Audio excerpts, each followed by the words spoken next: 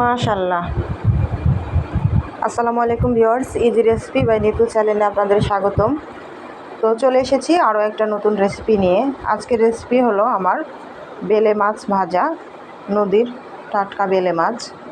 তো রেসিপিটি করার জন্য আমি এই যে 250 গ্রাম বেলে মাছ নিয়েছি।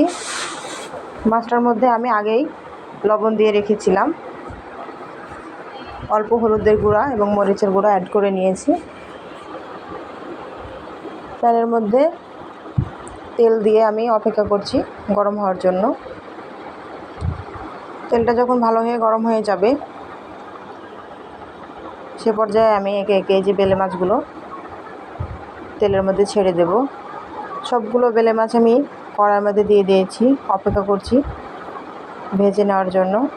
2 মিনিট অপেক্ষা করলেই বেলে মাছের এক পাশ ভাজা হয়ে যাবে। বেলে মাছগুলো অনেক সফট হয়, অল্পতে কিন্তু ভেঙে যায়। এক পাশ হয়ে গিয়েছে, অপর পাশ আমি উল্টে দিব। আলতো হাতে এটা করতে হবে, তা না হলে কিন্তু ভেঙে যাওয়ার সম্ভাবনা আছে।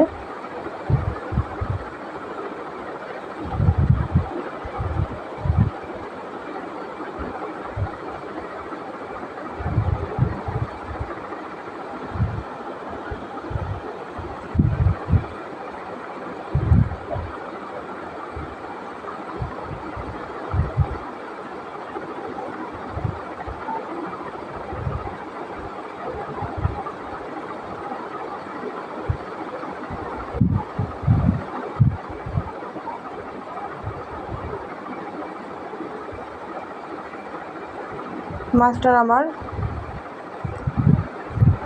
2 সাইড খুব ভালো করে ভাজা হয়ে গিয়েছে, উঠিয়ে রাখবো অন্য একটা পাত্রে।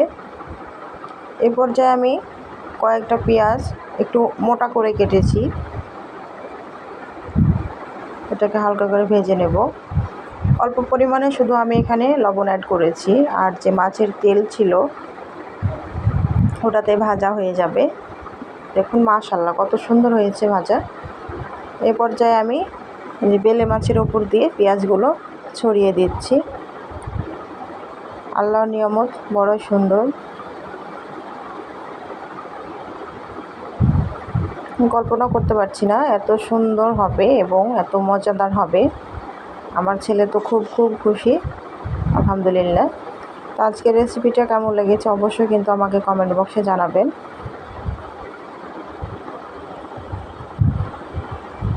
আল্লাহ হাফেজ।